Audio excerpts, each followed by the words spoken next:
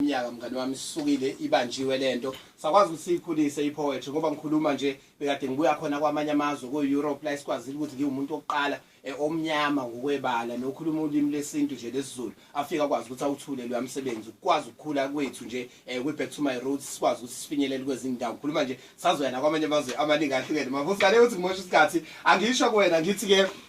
ngivuswe inhlamba kade ngithukwa abathile bengibiza ngothile ngadinwa ngancinda ngakhwifa ngakhafula ngathatha isikhwili nobhoko ngithi ngiyabhoka kwathiwa shi thula uma sike saxabana nabo nje solamba besho ngazi ukuthi ngisuthi kanti ngizibulawela indlala kanye nokulamba ngakhupukela phezulu ezitabeni nasemathafeni ayakho baba mkhulu ngithi ngiyopholisa ikhanda ngophamba ngafika kuthiwa trespassers will be prosecuted le ndawo sengingeyothile suka la wena hamba wangibuka ngamehla ahlaza afana nawe enkanyamba ngathi ngiyakhomba ukuthi laphana kokuyithuna likababa mkhulu laphana gogo laphana kokukamkhulu nesiyasibasa sisengakuthi ujamulude sinomkhulu bathi ayikhona lothuna lomkhulu wakho lathina kuphile mathuna khanda ma-toilet mathambo phakela zinja namabhubesi ngathi kanjani lalingelize limudla umkhulu ibhubesi ngoba kade asishonela futhi alidla inyama ezifele bathi akasifelanga ithina esamdubula sasingaboni ukuthi umuntu kodwa ngathi hawu ngithe ngithi ngiyakhuluma kwathiwa shithula uma sike saxabana nabo nje solamba besho ngazi ukuthi ngisuthi kanti ngizibulawela indlala kanye nokulamba ngathi omngcono kabangibuyisele okuthile bathi ngikhalilani ngoba ekupheleni kwenyanga bangiholela uthulandi bese bethatha inzuzo bayithumele emakhaya eNgilandi bathi ngizoyithola kanjani futhi imali ingenazi iqo ngafundile ngabhukula ngabuya sengifundile ngicani bazongibukisa umuntu esephucuzekile but namhlanje sengiyasebenza sengisebenza e-UJ